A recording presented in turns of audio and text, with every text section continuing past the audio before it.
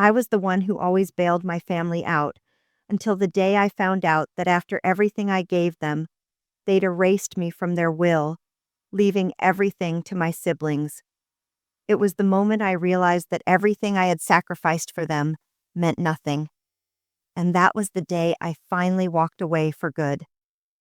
I adjust my charcoal gray blazer as I pull into the driveway of my parents' house, the familiar ivy creeping up the sides of the brick facade.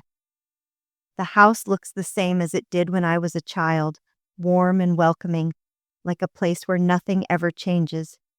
But I've changed, and as I park the car, I can feel the weight of that change pressing down on me.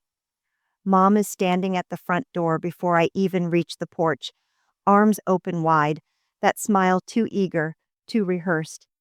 "Hazel, darling, it's so good to see you," she exclaims, pulling me into a hug that feels stiff but affectionate.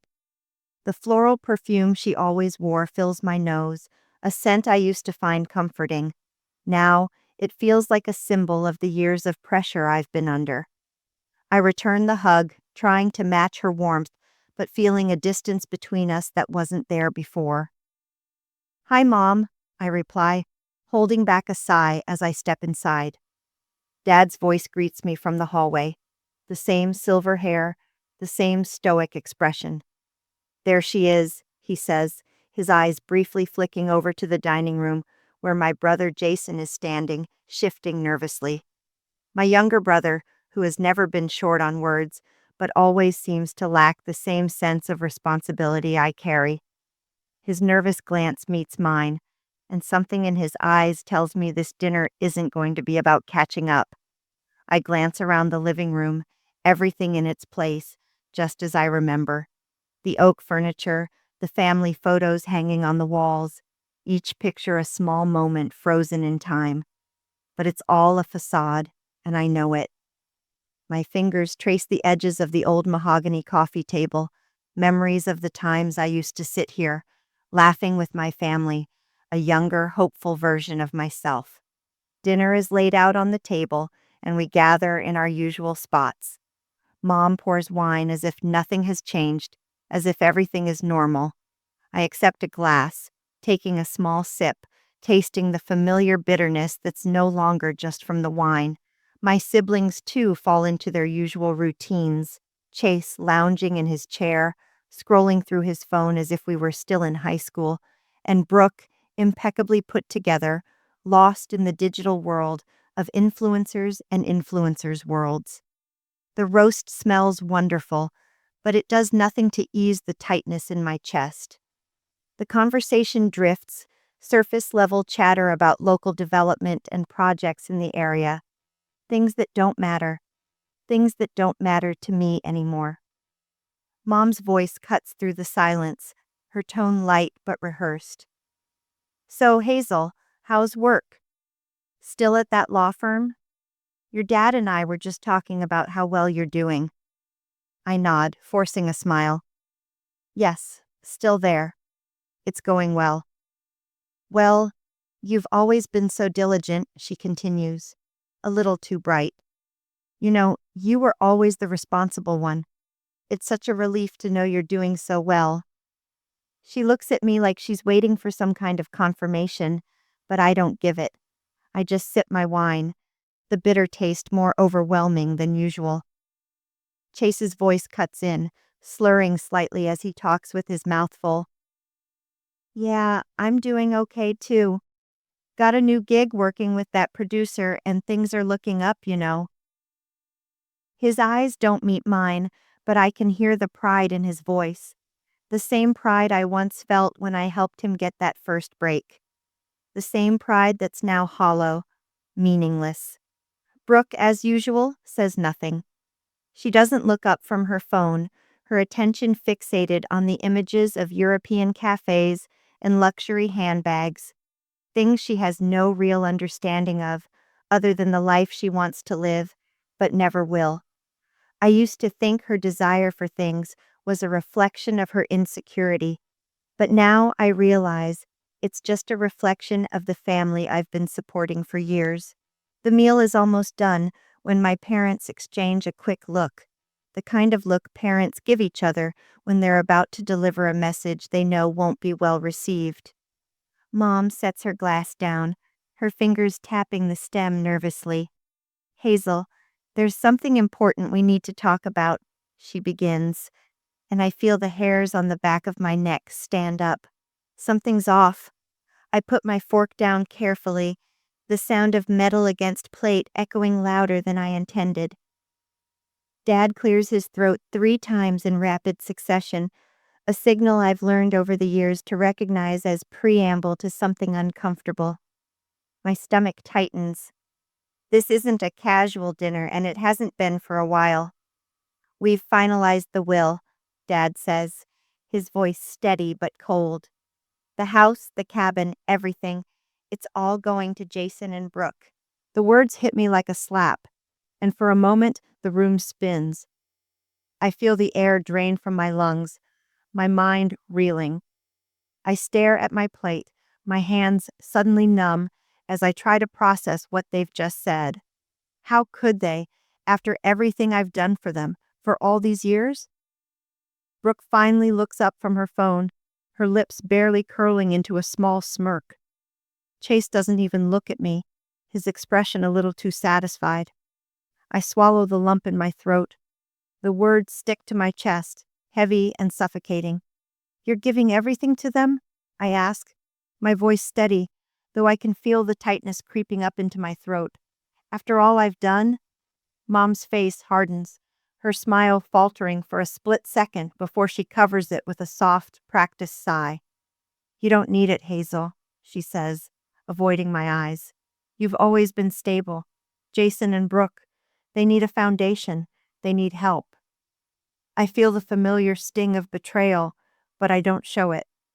I just nod, the weight of the words pressing on me. Stability.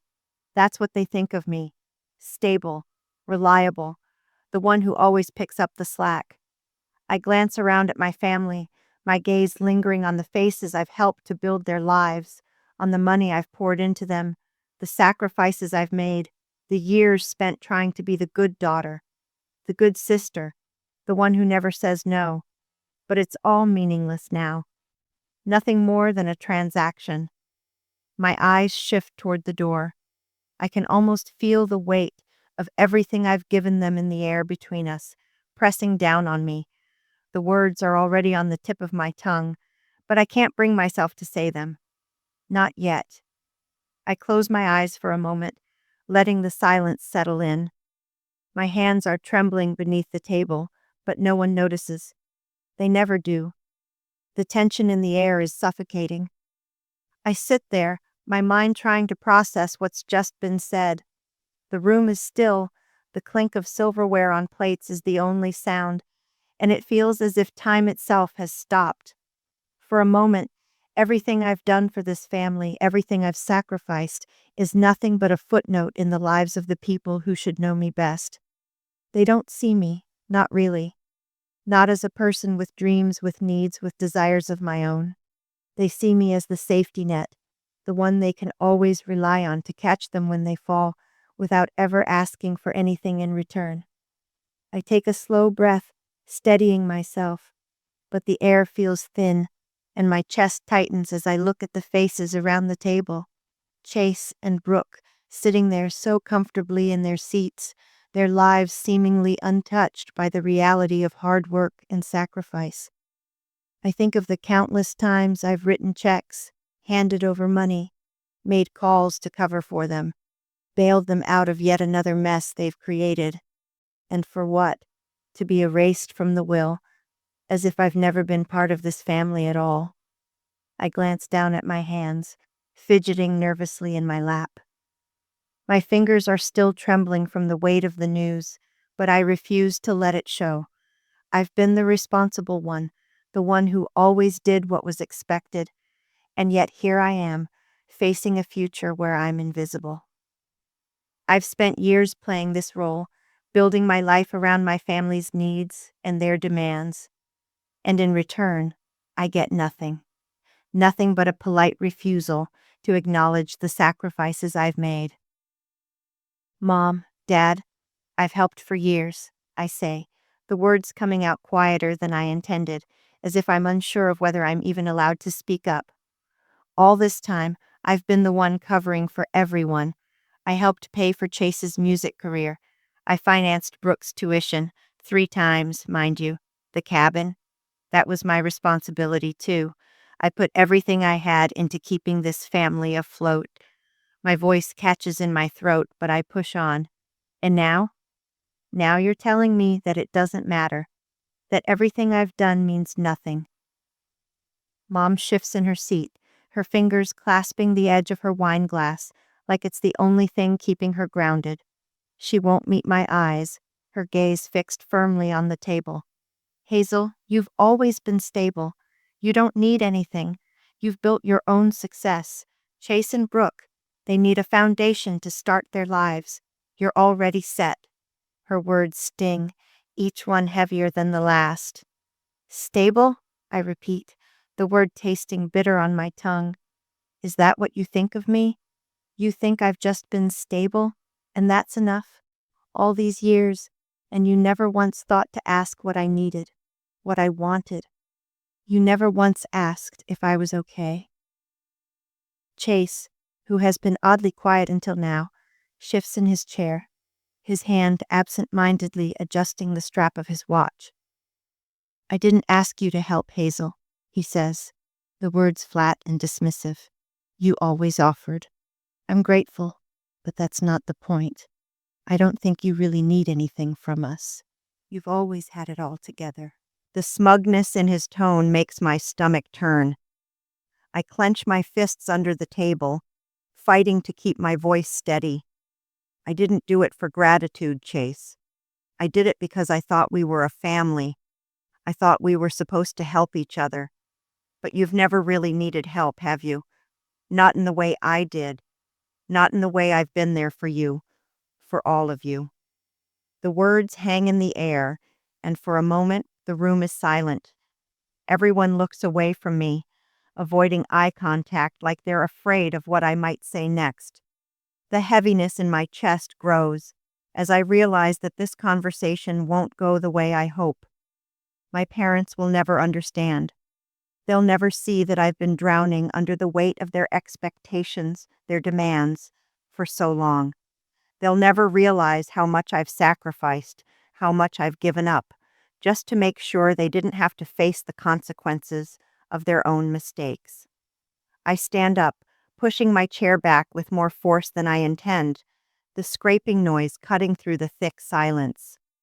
I'm done, I say, my voice calm but firm. I can't keep doing this.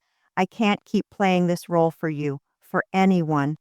You think I'm stable, but all I've been is a safety net for people who never bothered to ask if I needed saving. My breath comes in shallow gasps, but I don't care. I'm done. I don't wait for their response. Instead, I walk out of the dining room, my heels clicking against the hardwood floor. The door swings open, and I step outside, the cold air hitting me like a wave. For the first time in years, I feel like I can finally breathe. I don't know what comes next, but I know I can't go back to being the person I was. I won't be the person who lives in their shadow, quietly sacrificing everything while they take. I sit in my car, gripping the steering wheel, and stare at the road ahead. It's wide open, full of possibilities, but it's also terrifying. For the first time in a long while, I feel free, but I also feel lost. But it's a good kind of lost, the kind that comes with the promise of reclaiming a life that's truly mine. And maybe, just maybe, that's the beginning of something real. Hazel spent the next few days in a blur, the weight of her family's disapproval and betrayal settling deep into her bones. The harsh words from the dinner table echoed in her mind, and she couldn't shake the feeling of being erased from her own history, like the years she spent sacrificing for them meant nothing. Her phone buzzed constantly, texts from her parents, her siblings, each one more pleading than the last. You're overreacting, Hazel, her mom's message read. This isn't about you. It's about what's best for the family. But Hazel knew it wasn't about what was best for anyone. It was about control and her parents' inability to let go of their expectations. She didn't respond. Instead, she focused on the silent, insistent voice inside her, the one telling her it was time to finally choose herself. Choosing herself meant breaking free from the role she'd played for so long, the dependable, selfless daughter who never asked for anything. She remembered the countless moments when she had been the one to bail out Chase's failing music career, to cover Brooke's tuition bills for her third and final attempt at a degree, to finance the cabin renovations that her family always promised to contribute to, but never did. The years of promises never fulfilled weighed on her. She realized she was living in a version of her life that was constructed by others, and it was time to tear it down. Hazel took a long look in the mirror one morning, staring at the reflection of a woman she barely recognized anymore. Someone tired, worn down by the constant pressure to be everything to everyone while giving nothing to herself. The thought of returning to the office, to the life she had meticulously built, felt suffocating. A job that once seemed like a triumph, a path towards stability and success, now felt hollow. The firm was where she'd put her professional skills to use, but it wasn't her passion. It was just another cog in the wheel of the life her parents had set up for her. They had convinced her that this was the right path, that she was doing what was expected of her, what would make them proud. But as the days passed, Hazel knew deep down that she had been living a lie. Her true path lay elsewhere, in a life she was no longer afraid to claim. The tipping point came when she finally opened her bank account that afternoon, the familiar numbers glaring back at her. She had been saving for a future that was not her own. For all the money she had poured into her family's well-being, she had neglected to invest in her own happiness. The realization hit her hard. Hazel knew it was time to stop. She had been trapped in a cycle, constantly pouring her resources into a family that never appreciated her sacrifices. And now, she was finally ready to break free. She picked up her phone, her fingers trembling as she scrolled through her messages, the ones from her parents, from Chase, from Brooke, each message trying to pull her back into their world. It felt like an emotional tug of war, each ping of her phone a reminder of how far she had come, but also how deeply ingrained her family's manipulation was. "Hazel, we're just worried about you," her dad had written. "This isn't like you. Come back to us. This is just a misunderstanding." Hazel could see the manipulation clearly now. It wasn't just about the money, the cabin, or the house. It was about control. They didn't want her to change. They wanted her to stay in her place, to keep giving until there was nothing left. With a deep breath, she began drafting her response. It wasn't an angry rant, but a firm declaration. She had already made her decision, and nothing they said could change that. She typed out a message, carefully worded, as though each sentence was a brick in the wall she was building between herself and her past. "I'm not coming back. I've made my decision, and it's final. I can no longer continue supporting you in the way I have. My life is mine to live, and I will no longer be your safety net." The moment she pressed send, a strange sense of calm washed over her. It was a feeling she hadn't known in years. Freedom. The relief was instant, but it also opened a floodgate of guilt. Was she doing the right thing? Could she really walk away from everything she had worked for? The family that had once meant everything to her? She closed her eyes for a moment, the weight of those questions pressing down on her, but in her heart, she knew the answer. It wasn't just about money. It was about reclaiming her power, her life, her happiness. She had spent so many years living for others that she had forgotten how to live for herself. Now she was learning. Over the next few weeks, Hazel felt a strange mix of emotions. She started attending therapy, which had always been something she avoided, afraid that it would make her confront the pain she'd been burying for years. But as the sessions went on, she found herself opening up about the guilt, the anger, the self-doubt that had festered for so long. Her therapist helped her untangle the webs of responsibility she had woven for herself. Hazel learned that her parents had unknowingly, or perhaps knowingly, conditioned her to take on their burdens, to wear the crown of the responsible one while ignoring her own needs. She was never allowed to fail, to make mistakes. Her worth had been tied to what she could provide for others, not who she was as a person. She began to reclaim pieces of herself. She took up photography again, a hobby she had once loved but abandoned in the chaos of her family's needs. She started planning a trip to Tokyo, something she had always dreamed of, but had never allowed herself to do. She began to make decisions for herself, slowly but surely, carving out a life that was hers and hers alone. And as she did, she found herself growing stronger, more certain of her worth, less afraid of disappointing others. She was no longer tethered to the expectations of a family who could never truly see her. Hazel still struggled with the fallout. Her parents and siblings didn't understand, and they pushed back hard. Texts and calls flooded in, but Hazel remained firm, blocking them when necessary. She was no longer their ATM or their emotional crutch. She didn't owe them any more of her time or her money. She had given enough. Now, it was time for her to take back control of her own future. And though the process of rebuilding her life was not without its challenges, Hazel knew one thing for sure. She was finally living for herself, and that was a freedom she had never known before. Months passed, and Hazel's life began to reshape itself in ways she hadn't imagined. It wasn't easy. There were moments when she would wake up in the middle of the night, the weight of her decision feeling unbearably heavy. The silence from her family was deafening, and though they still tried to reach out, the guilt gnawed at her. She missed the old version of herself, the one who was always there for them, the one who gave without question. But that version of Hazel was gone, and in its place stood someone unrecognizable to her family, but someone she was learning to love and respect.